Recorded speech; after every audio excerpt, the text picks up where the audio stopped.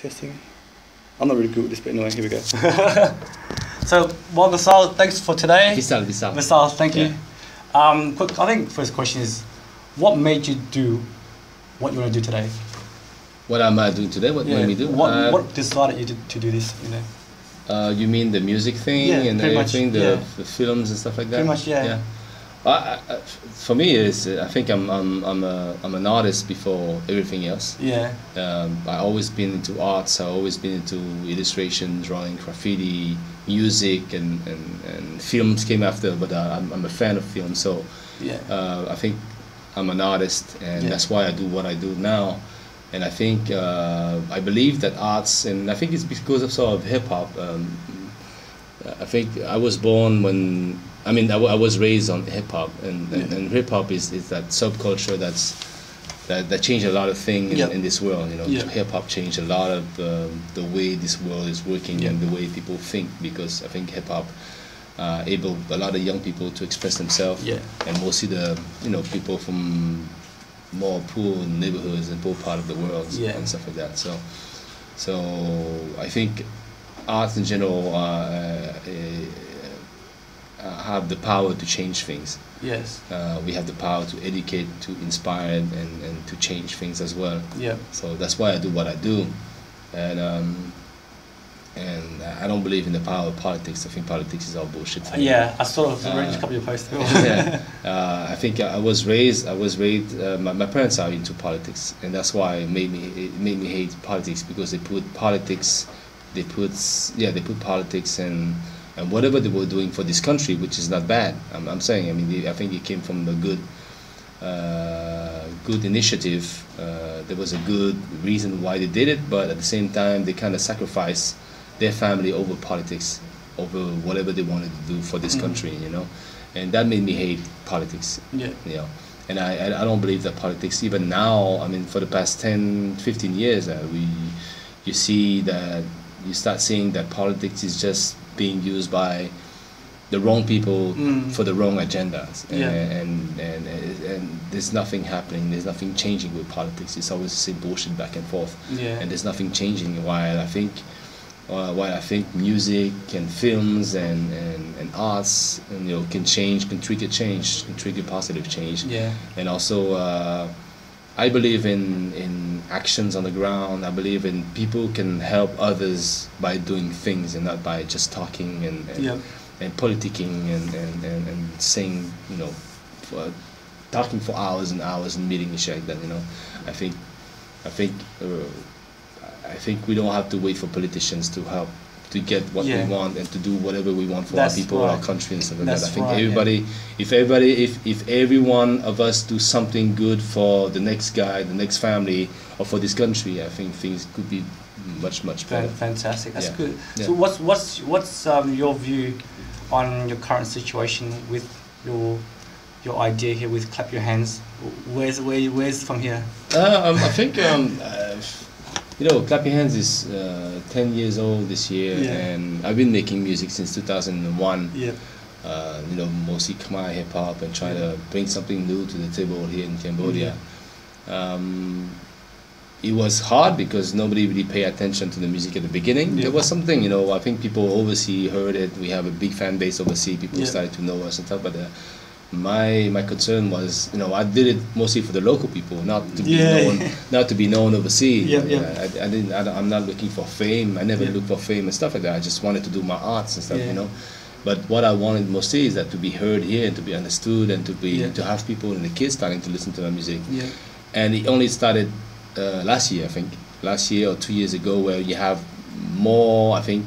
The Cambodian festival, music festival. Even before that, I think that now we have more people listening to us who never really noticed us before. Before we only have a few kids who love hip hop and rap who will listen to us. Now I think we have more than that, and thanks to a few songs that we did last year, that helped us have a feet in the door of the heart of the Cambodian people here locally. So people know us now. They know what we do, and we probably one of the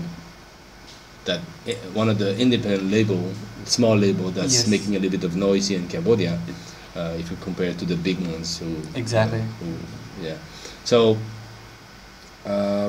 so now the goal is to keep to keep producing more things, to keep inspiring people, the kids and the youth throughout the things that we do. So it's not only Clap Your Hands, but we also have a film company. And 360, there was it's 391 Films. And which we actually transforming this year. Into another company. For some reason I can't talk about it. That's fair enough. But you know, it's nothing bad. It's just some stuff. Not the right time to talk about it. And so we will keep producing a lot of films. We try to do some TV series, TV shows and stuff, and every time try to convey some positive message through all the stuff that we do, through all the works that we've been doing, you know, in the creative way. So, and that's for mostly to inspire the younger generation. That's right. Like I said, we can't do nothing, like you said actually, we can't do nothing about the 30% of the people who live in Cambodia, who are the older people, because now we're talking about 60 to 70% people being under, I think under 35 years old, under 30 years old. The rest is all above 35 and 40 and 50 years old. So, so you can't change those above 35, 40. It's hard to change them. But you can change the guys under the 30 years old. You can change them. You can, you know, you can inspire them. You can have them do and think the way maybe you think. I mean, I'm not trying to change people's mind. I'm just trying to, I think. Influence is a better word. I think it's also. I think the Khmer Rouge thing, the killing field, the show us something, you know, show us that. I mean, I think it's maybe one of the. You know, we didn't have somebody coming to Cambodia and killing our people. We have our people killing our people. Yeah, that's right. Yeah, you know, it's brothers killing brothers, and there's something very wrong about that. There's something that went wrong that pushed us to do this, you know, and that's why.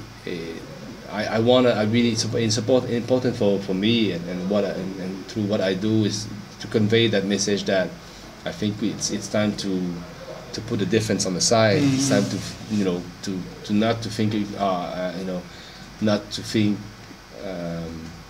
that it's true that some people, I mean mostly all the people from the older generation have different views on politics and they have different opinions, but I think the kids, they don't need to do that. I think they should focus on trying to build themselves up and building this country up as well, and moving forward together as a united nation and people. I find I pretty much a strong believer in unity. Yeah, that's why you yourself, the Cambodian Sun as well, talks about a lot about it, and I really believe in that as well. That's why I think a big thank you for that, because a lot of younger generation forget about that whole unity. Yeah, you have to remind them all the time. They don't. I think you can also blame the younger generation. I think they white blank papers, you know, and they don't know really where they're going, you know, because basically the educational system in Cambodia is messed up.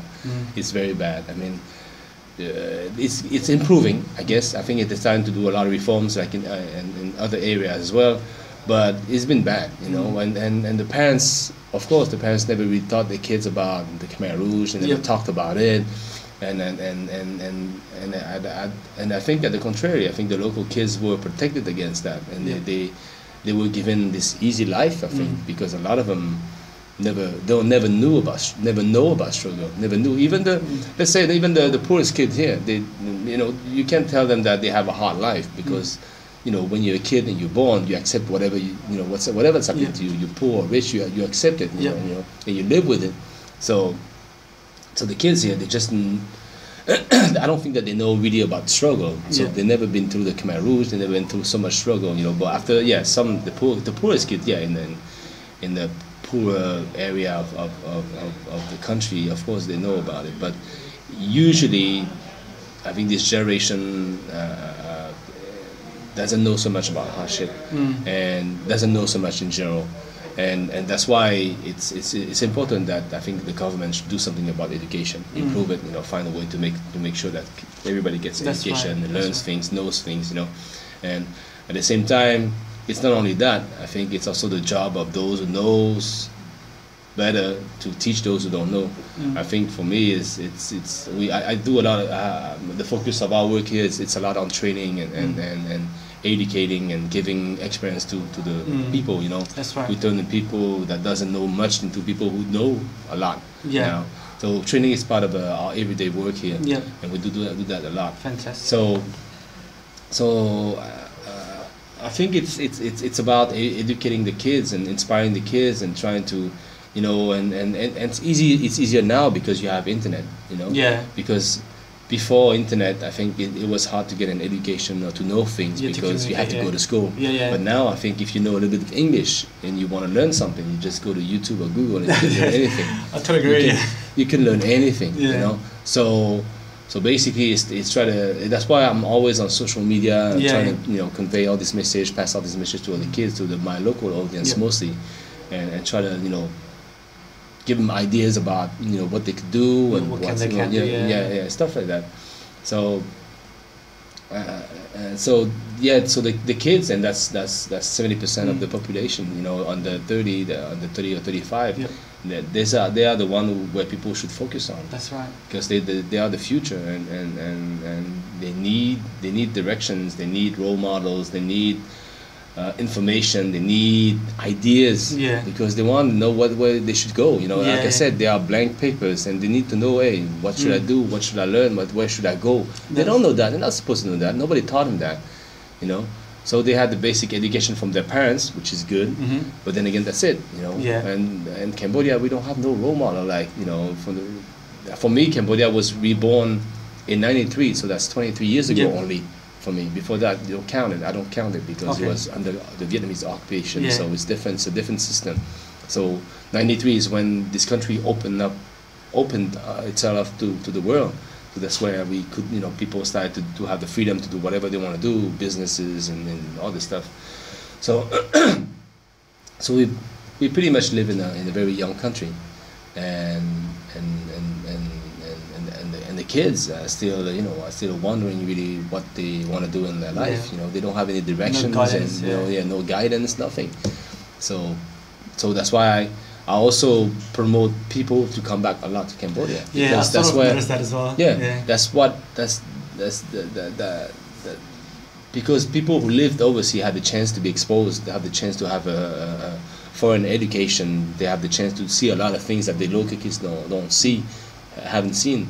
You know, and I think they could, if they come back to Cambodia and spend some time and do some positive thing, I think they could really bring in a lot of positive stuff to this country by teaching and sharing whatever they know to the local kids.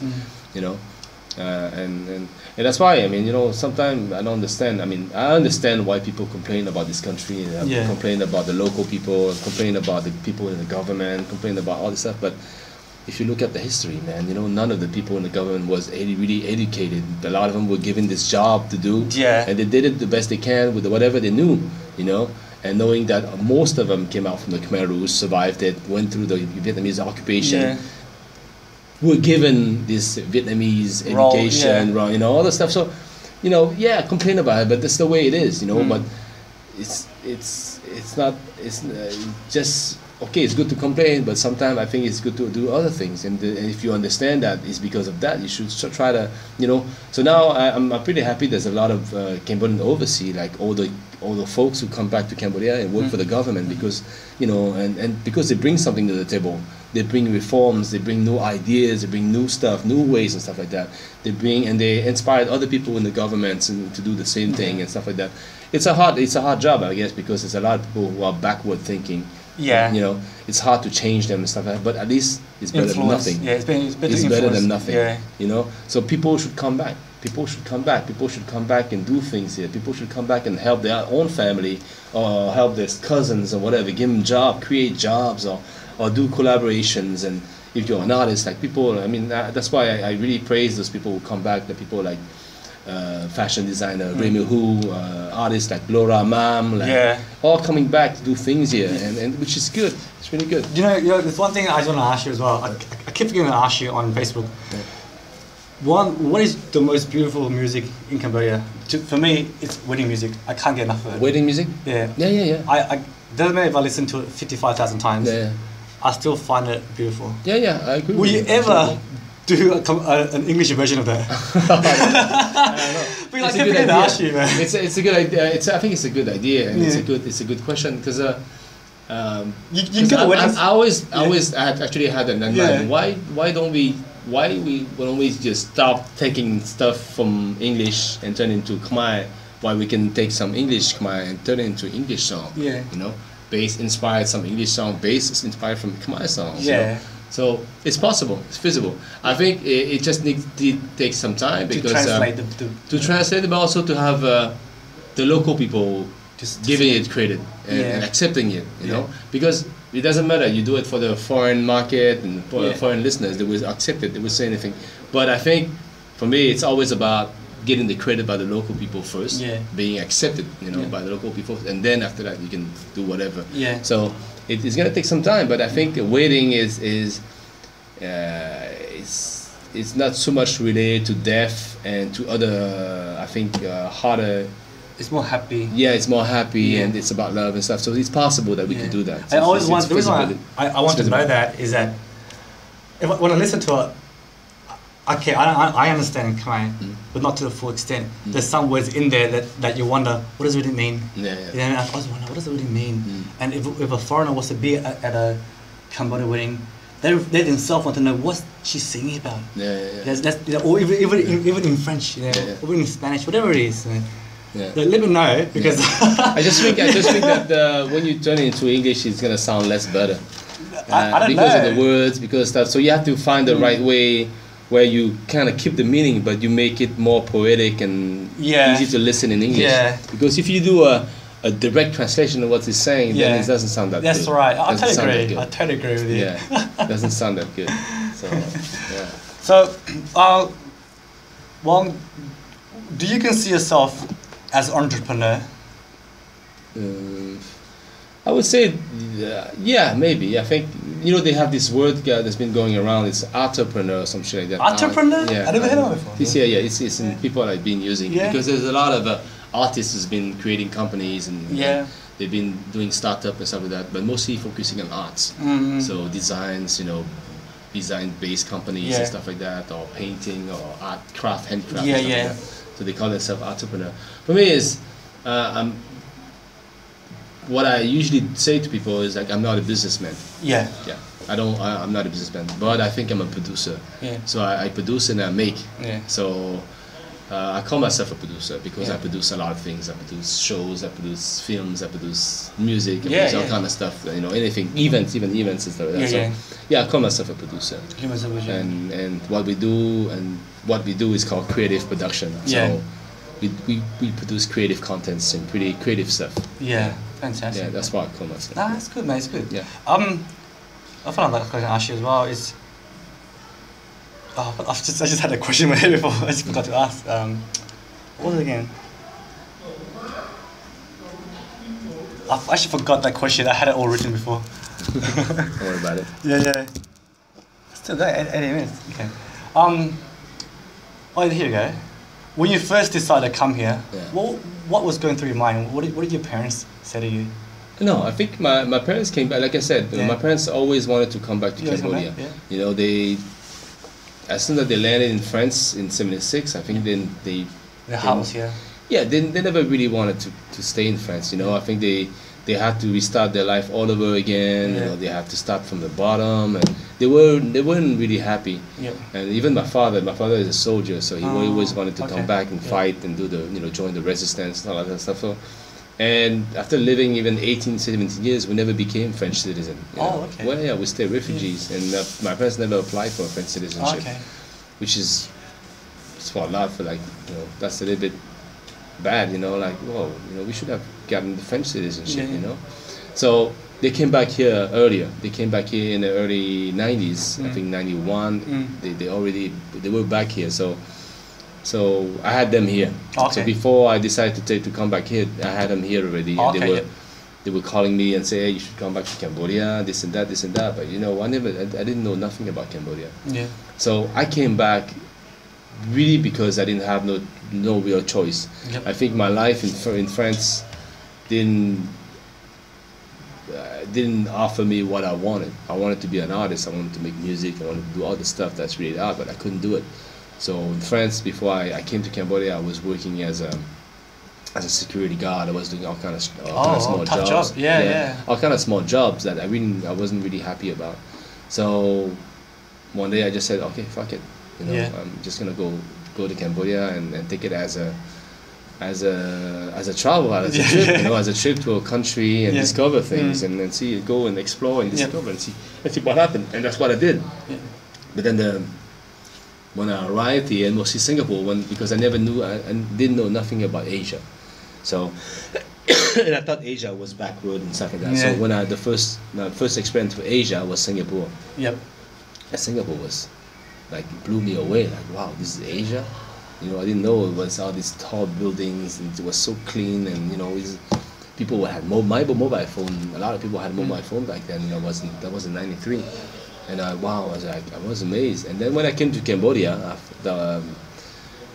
and then I saw the country. You know, it was all broken up and it was all messed up and stuff like that. But then I fell in love with it somehow, some ways, because of the people, because of the life, because of the blue sky, because of the weather, because of the palm trees, coconut trees, and all that stuff. You know, that you don't find in France, mostly when you live in the housing projects in the suburb of Paris. You know, it's all concrete. Oh yeah, and totally you always dream about summertime, going on vacation to islands and stuff like that. So finally, I was in a country where it was tropical, it was beautiful, it was nice in the countryside. So I said, okay, I'll stay here. And that's why I stayed here since. Yeah. You know. Ah, beautiful, beautiful. What's your advice to younger generation? Living here or living overseas? Pretty much here and overseas. What's your advice? If you were to say to them, give them advice. Yeah. What would you say? I would say not to read the news so much, not to believe in what's written in the news so much. Travel more. I mean, spend less money on going to clubs and buying nice cars and nice clothes, but saving money to travel, not only to Cambodia, but all around the world, wherever they can go, because I think the world is a beautiful place, and also you can learn a lot from those different countries and culture. And the second thing is the other thing is to come back to Cambodia whenever they can, and come and help the country and come and share do whatever they could to help the country. You know, it doesn't have to be big, it doesn't have to be the master plan, it doesn't have to be huge. It could be simply coming back here, spend a few time with the families and learn something from them and teach something a little bit to them as well. Or if you could do it, come work here, come help work and help the country, and, you know, be a consultant or open a business or do some collaboration with local people or anything that could help, you know, this country move forward. Because I always believe that this country cannot move forward without the help of those Cambodian people who live overseas, because we need that. Okay, we need people who were educated abroad. We need people who was exposed and know things, you know, who knows about better systems and better ways to do things, and who have the knowledges and who are educated, and then they can share that with the local people. And for me, whatever's happening in Cambodia or the bad thing that's happening in Cambodia goes down to one thing: education. You know, education. That's all. You know, there was a big lack of education in Cambodia, and that's why we have what we have right now. Injustice, inequality, and impunity, and corruptions, and all that shit, you know. So at the same time, these things happen everywhere around the world. Oh yeah. You go to America, you know, impunity. I mean, you know, you look at all these multi-million-dollar companies who don't get fined, and they've been stealing money or, you know, tricking people and whatever, you know. And then you smoke some weed and you go to jail for 20 years. You know. So there's a lot of stuff happening like that, you know, all around the world. So whatever's bad is happening in Cambodia, it's not an isolated case. It's happening around the world, everywhere, a lot of places, you know. So so I think kids have to stop looking at, not stop looking at that Cambodia is so bad. I think it's not so bad. I think it's good in one way, but we can improve it. There's a way to improve it. It's not by staying home and being scared of coming back to Cambodia because you believe in whatever you read in the news, or you believe in your parents, because a lot of parents are so. I think a lot of parents who are also stuck in the 80s and stuck in the 70s and stuck in, and whatever's happening in Cambodia for them, they cannot accept it. But, it is the way it is. So, yes, you cannot accept it, but what are you going to do to change that, Are you going to keep sending money and supporting political parties, or are you going to come down here, buy a few lands, or open a business, or help your family, or start something here, Because at the end of the day, a lot of people are doing things here. A lot of people are starting businesses. A lot of people are investing here. A lot of people are doing things but it's sad that it's not the Cambodian people. It's other people that's coming and investing here. Yeah. Then you start blaming, there's too many Chinese here. There's too many Vietnamese here. There's too many Australians here. But yeah, guys, come back and do it, man. They came back and they do it. And the French people are coming and investing here and opening business and restaurants. Why not? It's all the bars on the other side, yeah. So do it, come and do something about it. And I think the younger generation should, they should come and experience the country, and see really with their own eyes and ears what it is. And that's it, I think. Beautiful. Yeah. Thanks, Bon. Yeah. This is great. I'll have to go back and